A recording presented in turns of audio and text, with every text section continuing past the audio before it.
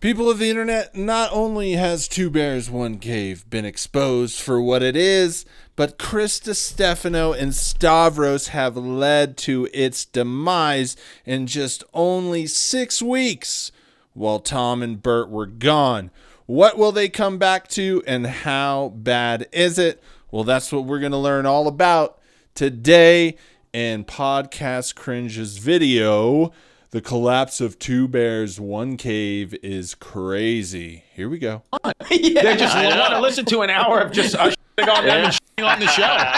It is weird. This is what podcasting's become. This is like Brett and Schaub's Reddit. Yeah. Just shit on him, you know? The Two Bears, One Cave summer break is complete, with Chrissy D and Stavy posting their final guest episode after 6 weeks of carrying the show in Tom and Bert's absence. When they first announced the guest host plan, most of us assumed it'd be a few filler episodes just to keep the ad reads going for Tom to cover his car payments while he was off chasing his Hollywood dreams. But instead, we got a full 6-week arc of Chrissy and Stavy slowly realizing that not only were they doing the heavy lifting, but the audience actually preferred it that way. This was by far the biggest revelation over the 6 weeks. Seeing the two of them slowly realizing just how much hate there was for Tom and Bert and how starved of real entertainment the YMH fanbase is made me realize just how much of a bubble most of these comedians are living in. And by the end, it wasn't even subtle. They openly joked that the only reason they were brought back for a 6th episode was because Tom and Bert just didn't want to do it. And even though the whole thing was supposed to be temporary, you could tell Chrissy and Stavy knew they were killing it. They know. Here's what I think. I think a lot of these comedians who aren't the best on stage, I think the real calling is podcasting. You look at Mark Norman, Chris Stravros, that's all that comes to mind at the moment. But they thrive in podcasting where they, in my opinion, don't thrive in comedy. And Stavros is pretty funny, but I think they could have a much bigger impact if they just focused on podcast and brought stuff like this. It's awesome. They look happy. You could feel their enthusiasm. You can feel how much fun they're having. And I think that's what we need in podcasting, because a lot of podcasting is fucking depressing at the moment. And a show like this, it's just refreshing. And I think these guys have found their true calling. And if Tom and Bert are smart, they'll just give the show up to them and disappear. At one point, I am considering going to a Bert Kreischer show on edibles. It's coming. Don't you want to see it live at least once? Anyways, side thought. But they should give this show up. I mean, they'll still make money. They just got to pay these guys a little bit, but the profits above and beyond what they were making, it's a win-win for everybody, and the audience loves them. So give the people what they want. They know the audience likes them more, and they even started talking more shit about Tom and Bert. Stick around, because I'll show you exactly what I mean later on in the video when they call Bert, and how he manages somehow to bomb over the phone. He fumbles this fucking weird bit about which products comedians should really be selling. He sucks all the energy out of the room, and then he hangs up. But then Chrissy and Stavy immediately roast him for being a predictable narcissist and how he doesn't understand comedy anymore. Towards the end, I'll show you the moment when Mark Normand and Sam Morrell joined the pile-on of Tom and Bert, and if you've been following my forensic coverage of the show over the past few weeks, this has been the trend. If you recall, after the first guest episode when they asked us what we wanted to see more of over the summer, I posted a video asking them to spend more time roasting Tom and Bert, and boy did they deliver. I thought about this actually because a lot of our dynamic is me needling you to tell embarrassing stories. Yes. And that kind of is Tom and Bert. That is Tom and Bert. Tom kind of sits back and goes, oh, tell me about that horrifying thing that your family is going to be pissed about you revealing. Yes. That's kind of what I do to you. Yeah. Even though I'm fat. Yeah, open up your comedy special talking about your daughter's period.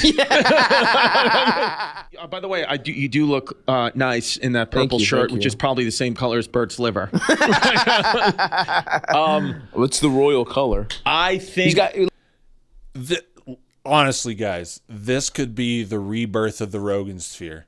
The old Rogan sphere could go away, and these guys could polish and untarnish the name of the Rogan sphere and bring it back as kind of like the second coming of the Rogan sphere, but it's a bit of shitting on the original Rogan sphere. I don't know. There's many ways you could take it, but I think these guys could lead the charge.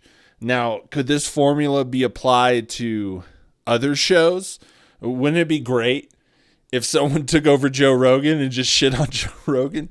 Oh, man. Oh, shit. The possibilities are endless, folks. He doesn't have a diseased liver. He has a royal liver. That's true. Look at it that way. Like I said, this final episode was when it really started to click for them. They finally realized what we've been saying this whole time. Chrissy starts talking about people stopping him in the street to say thank you for taking over Two Bears, and Starvey straight up admits he doesn't get it. He can't understand why people are responding so positively to their takeover of the show, and I mean, fuck. That kinda says it all, right? Tom and Bert's friends really never realized how far and deep the hate goes. It's that moment where the guest hosts accidentally say what the audience has been thinking for years. This show hasn't been good for a long time, and nobody on the inside seemed to realize it until now. Next to Brendan Schaub and Brian Callen, Tom and Bert are some of the laziest, greediest, low-effort podcasters there are. But just before I show you the moment the penny finally dropped, I want to give a shout out to all of you who have gone over to my new channel, More Cringe, and subscribed. It's only fresh with a few videos, but if you want to see more cringe outside of the usual suspects I cover on this channel, head over there and subscribe so you don't miss out on all the extra content I've been posting.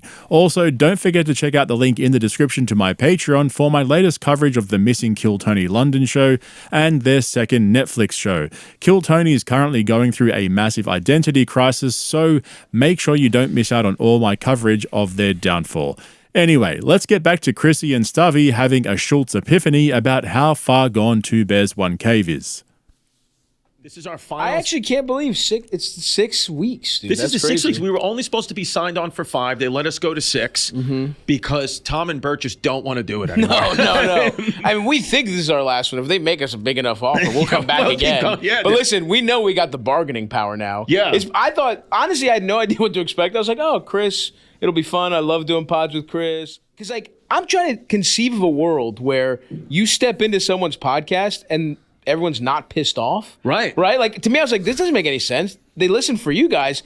I have been shocked at how much people love this episode. Our episodes. People have been stopping me in the street and be like, "Thank you for taking over Two Bears." It almost feels like someone is making them listen to this podcast. Yeah. I don't understand. I have to go back and watch. I guess the show sucks. I always have fun when I do it. I didn't realize people hate it, but this has been great for me. Watching. I think, the world is generally getting more and more fucking depressing. And the people in charge, they're being exposed for who they are. And it's sad, and you just see that, but when something comes along and genuinely touches people's souls, connects them to the universe, and in basic terms, makes them happy, I think we got to let it live. There is not much happiness in this world. Just true, genuine happiness. There are fleeting moments of happiness, but something that you could look at and be like, man, I'm going to enjoy myself during that time. We've got, maybe, I have an idea, but I'm not going to say it. Let's keep going. Starvey process in real time what hate watching actually looks like was like watching a kid being told that Santa Claus isn't real. Wait, what? He's sitting there mid-convo trying to understand why people are coming up to them and saying how much they love the Summer Bears episodes, and then out loud he just blurts it out. It almost feels like someone is making them listen to this podcast. That was the exact moment it dawned on him how badly Tom and Bert have been treating us over the last few years. And the best part is you can tell this thought genuinely hadn't occurred to him before. That's how deep in the bubble these comedians are. To them, podcasting is just this fun little thing you do with your buddies while the ad money rolls in, and if the fans don't love it, well, they're just haters, right? but now they're face to face with something way more uncomfortable. The idea that the audience stopped caring about Tom and Bert a long time ago, that people have been quietly hate watching this show out of obligation, just waiting for someone to point it out. And once that penny drops, Chrissy and Stubby immediately start spiraling. And it's fucking brilliant. Honestly, the only thing that compares to this is seeing people discover the Fighter and the Kids subreddit for the first time. They go all in on roasting Tom and Bert. They compare them to two deadbeat dads who promised to stick around but ditched their podcast baby the minute Hollywood called. They start talking like it's a full-blown breakup, like they're the new stepdaddies trying to win over a family that's been emotionally abandoned. And it's not even subtle. They say outright, we're just fucking around, and people act like this is the best entertainment they've ever had in their lives. That's not a joke, that's a diagnosis. That's two guys realizing they stumbled into a gig where the only competition was two guys who checked out years ago. I think, too, here's the thing. You know, like your fans, you'll never be able to completely satisfy your fans. But one way you can make sure that you create stuff that a lot of them enjoy or that they care about is you have to keep doing what you love. Because usually when you do what you love or do what you really enjoy doing, you make a very exceptional effort towards putting things out or researching or whatever you have to do. But the moment you fall out of love with it, which Tom and Bert obviously have, it appears that way, and they don't care, and they don't want to do it anymore, and that's what's showing, and the fans don't like it. But instead, you know, if they don't care, you could just evolve this show into the next place, keep a cut, right? And then these guys can come on and make the show, and the better they do, the better the percentage, however you work it out. It's really the only solution. If Tom and Bert come back,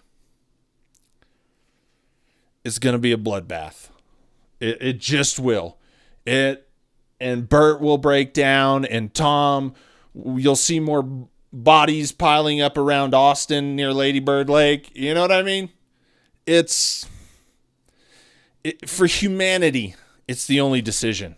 Tom and Bert are sort of like the guy that knocked the lady up Right. in high school. Right. Promised they'd be there forever. They changed. Right. Right? They don't treat her well anymore. They're off to Hollywood. Right. And now we're just some guy who pays the bill. We're not doing a good job. No. We're just not, I guess, just really bad at it. I don't even understand. They set the bar so nice and low. We're just kind of around, and people act like this is the best entertainment they've ever had in their life. But no, I want to be very clear. This is it.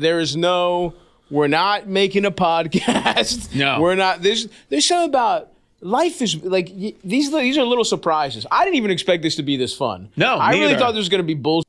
Yeah. And I was just kind of doing it because whatever. Right. Who gives a f***.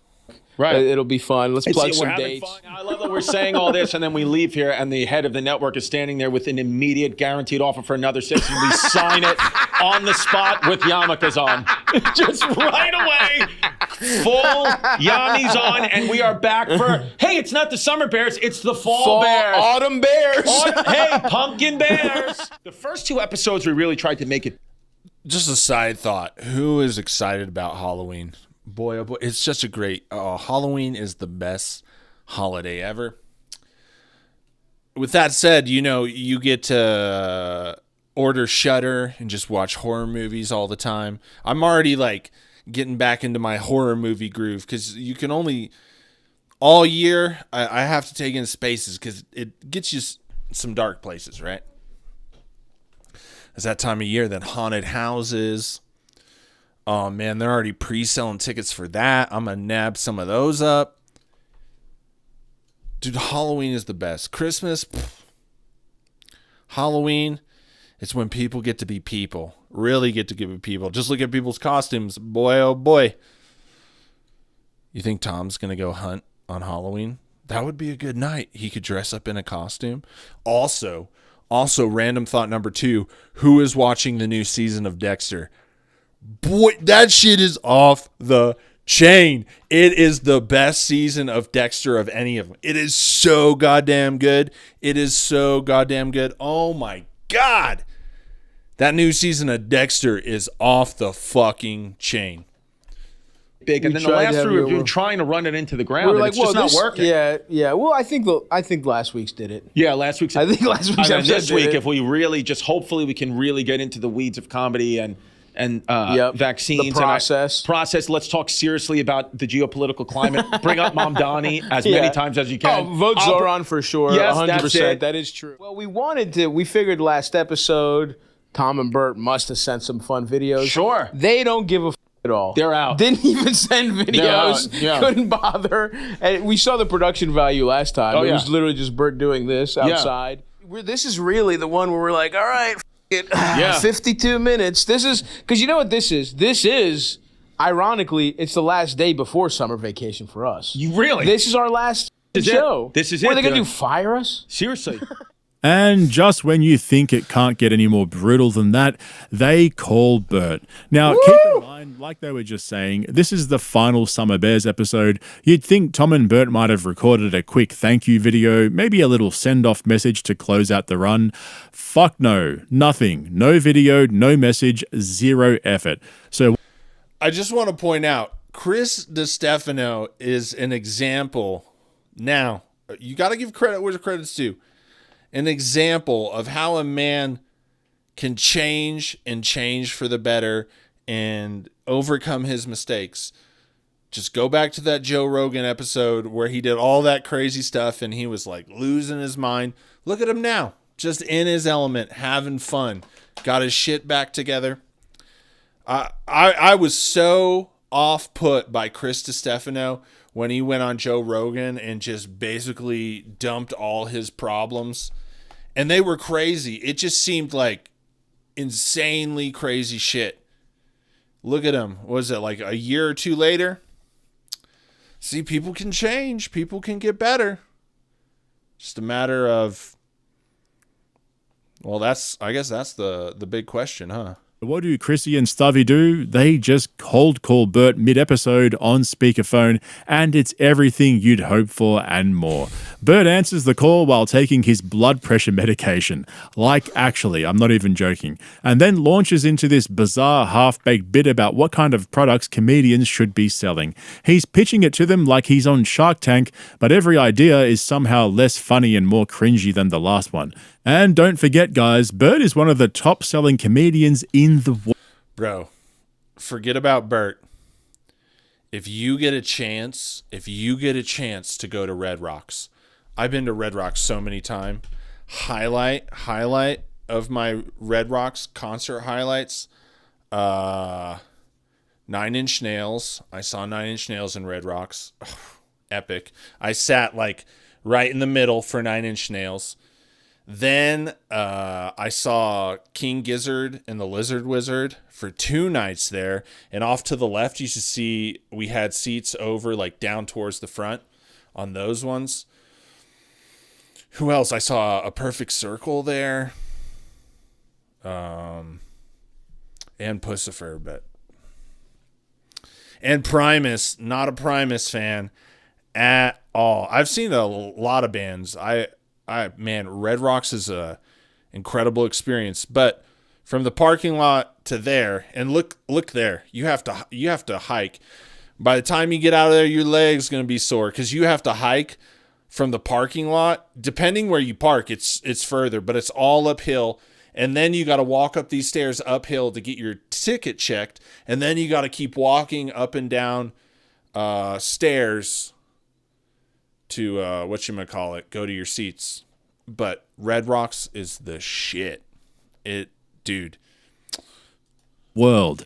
Never ever forget that. And so while he's talking, you can feel the energy in the room slowly dying. Chrissy goes quiet. Starvey starts that polite podcast laugh people do when they're trapped in the mothership green room, forced to listen to Rogan ranting about the pandemic and free speech. The contrast between the old bears and the new bears could not be clearer. Then Bert hangs up and Chrissy and Starvey immediately start roasting him. Not behind his back, not passive aggressively, full on, this guy doesn't get comedy anymore energy. Like they've been holding this in for weeks and finally had to say it out loud. Show it! Guys, we finally did it. We got him. You know, this is amazing, is that literally it's our last Summer Bears episode, and Tom and Bert didn't even send in videos. They couldn't have cared less. Don't give a should we call them? You want to call them? Should we just or see if there's some famous, some of their most famous videos too? Let's just see. I bet you they're not going to answer. Yeah. So just call, see what we got. What's up? Bert, what's up, baby? It's me and Stavi. We're live. The very last Summer Bears. We're coming to. We wanted to call you. Hang on. Oh. Taking my blood pressure medicine. Are you really? Yeah, losartan and amlodipine. Oh wow, you got two. Nice. The cocktail. Yeah. I like to take care of myself. How's Mustafi's weight doing? Dude, Stavi actually looks good. You guys killed it this past 6 weeks, 7 weeks, whatever it was. Thank you. Of course, man. We're trying to leave it. We're trying to bomb the last two. You know what I mean? We thought it'd Start be at fun. 0. We thought it'd be fun for you guys to just take it out of. I mean, an even The bigger wreckage. gaping hole that you left it with us, to us with. It was like, do you remember that pilot in Seattle, that guy that stole the plane and did a barrel roll? Yes. The first 4 episodes was us doing little tricks. You guys are like, hold on, it's still fun. I want to try one more. Yeah. My initial instinct, because I like when you guys break down other comics. That's always been fun for us. Mm-hmm. And so my initial instinct was, you know, Tom and I have a vodka, but Joe's diversified himself so much that I think having a vodka is just hack these days, that you need to have a real brand based on the comic. So I was going to have you go through a list of comics and say really what their fans would buy based on who they are. Okay. What are you, flip-flop? You could sell your own blood pressure medicine. That's the next frontier. Forget about Pfizer. It's Kreischer. Kreischer.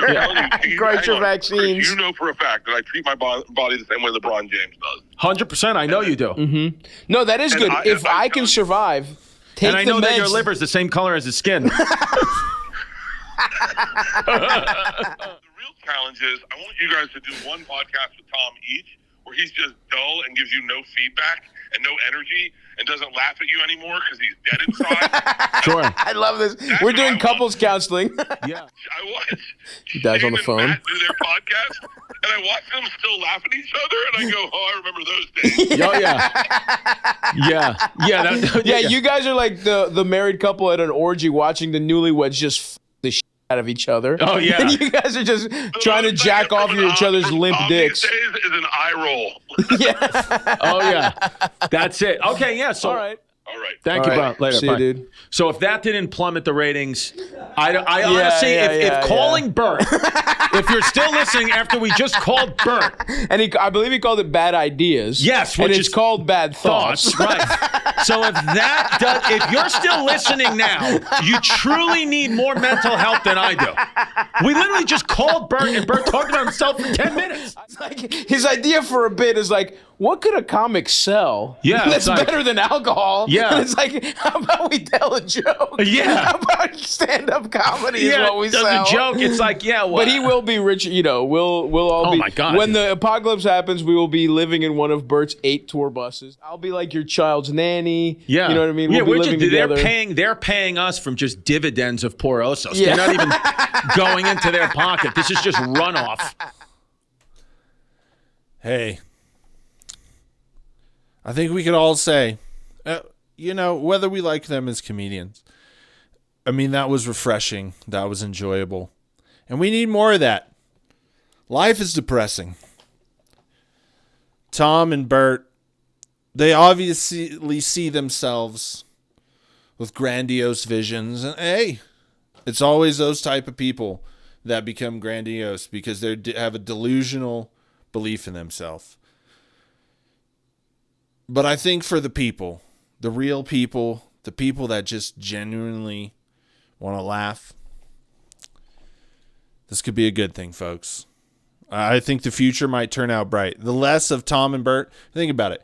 You could have Tom and Bert back on a podcast every week, or you only have to see them every like 3 to 6 months when a movie comes out. What makes the Bert call so perfect is that it accidentally proves the exact thing they'd been dancing around that whole episode. The old bears are done. They've checked out. Tom's been running on autopilot since his airport meltdown, and Bert can't even show up for 10 minutes without fumbling some half-baked branding pitch and killing the momentum like he's headlining a sleep study. If you needed more proof that Bert has well and truly run out of material, then surely this is it. And credit to Chrissy and Stavy. They don't even try to save him. The second he hangs up, they start clowning on him for being stuck in this narcissistic product-pushing loop, and they're not even being mean. They're just telling the truth. But the fun didn't stop there, because then they started pitching ideas to save the show when the old bears get back from their summer sabbaticals. Oh, shit. They also are asking us, what should Tom and Bert do when they come back? How do they win the audience back and the show? Right? Or you know what? A game of Russian roulette. Nice. Until one of them dies. Yeah. Holy That's shit. the only thing that will satiate the fans' bloodlust. Yeah. I think they need to watch one of them and just like, and the thing is, Tom, even though he wants to live, he actually wouldn't be like that shaken, and Bert would be like crying. What if Bert shoots part of his brain out and he survives and it just doesn't affect his act? This is awful. Oh, man. That's hilarious. That is crazy work from Stavy. First the Russian roulette, then shitting on Bert's material. Finally, they're good. saying out loud what we've all been saying for years. Bert's act hasn't changed in a decade. The only thing evolving is his blood pressure, and the fact they can joke about him getting shot on the head and still finishing a tour without anyone noticing, that's not just a roast. That's a eulogy for Bert's entire career. Like I keep saying, the masks are slipping. We're seeing the people closest to the scene getting fed up. They've watched Bert run the same playbook over and over, shirt off, personal family secrets, a few stories that never happened, followed by the machine story stretched across 40 fucking cities. And they're finally done pretending it's some kind of art form. But instead of trying to fix it, they lean into it, because at this point there's nothing left to fix, right? And then out of nowhere, Mark Normand rocks up and drops one of the best singers I've heard in a while. Okay. I'll never get tired of seeing Bappa catching strays. Congrats on the last episode. Look at it. What is this, baby? You guys earned it. San Francisco Chronicle. That's it. We got cock eclairs. Look at those. One for Look at you, that. one for your ass, and one for your mouth. That's it, baby. Get in here. Yeah. Let's take 5 more minutes. We'll do our All right. contractual hour. Right. And then we'll get the fuck out Yeah, of here. We see how much we give about this show. We just have a countdown. The second. Yeah. And the second it hits 1 hour, we're like, all right. This is what their fans want. Yeah. They just I know. want to listen to an hour of just us shitting on them and shitting on the show. It is weird. This is what, is really this is weird. what this is what podcasting's become. This is like Bret and Schaub's Reddit. Yeah. Just shit on him, you know? It's not an Brendan, man. I've been trying. Sometimes I have hope that Brendan will be able to turn things around. And every time I realize I'm living in a dream, and reality hits you with stuff like that, it's just absolutely insane. I just, the depths of hate Brendan Schaub has reached with people is just, it's unthinkable. It's unthinkable. Brendan Schaub has literally made himself a forever meme. He will forever be a meme. Even I bet Brendan Schaub outlives Joe Rogan, like a tale that families pass down to their children. And the Brendan Schaub meme just changes over time, but then there's like the Book of Brendan. art form. That's the thing to remember. This is not art. Yeah. You know, and we've deluded ourselves into thinking that. Mark Normand is about to become the subject of Brendan Schaub's next on-air rage-crying meltdown on The Schaub Show on Monday that nobody watches. I don't understand how he's still walking around with all his limbs intact after all the slander he said to Joe Rogan's face on Protect Our Parks. Bro is the luckiest comedian alive, but now he's caught Bupper's attention, and he's either going to find himself at the end of a raging neck vein C-clamp special or some half-baked lawsuit. Actually, no, that's not right. The lawsuit comes after the cease and desist. And speaking of lawsuits, Stubby just made the exact point the judge made when ruling against Brenda's failed case against the YouTuber who exposed him for cheating on his wife. This is the guy who represented himself with the aid of a lone wolf anonymous ghost lawyer who fed him legal filings and wiped the floor with Brandon's $500,000 monster lawyers. No one knows who he is. He lurks in the shadows, waiting to strike when nobody's looking. Some say he's the assassin's assassin. Anyway, sorry, I'm talking about Stubby's declaration that podcasting is not art. Truer words have never been spoken. If there's one thing Chrissy and Stubby have proven over the last 6 weeks, it's that they're both homeless as fuck and watch all of these videos criticizing Tom and Bert. But stay tuned for the return of the two bears. I can't wait to see how Bert makes up for lost time by taking over every minute of the show to talk about himself or some cringy-ass half-baked idea he had while sitting on a vitamin IV. I honestly don't know how much longer Tom's gonna last. He'll either come back refreshed and ready to get back behind the mic, or even more checked out than he was before. Yeah, I gotta go with option 2 on that one. This is gonna be fun to watch. In the meantime, though, make sure you head over to my new channel. Well. I think the writing is on the wall. They either have to end the show or they have to give it to Stavi and Chris. I think there's no other way. Let me know what you think in the comments. Peace.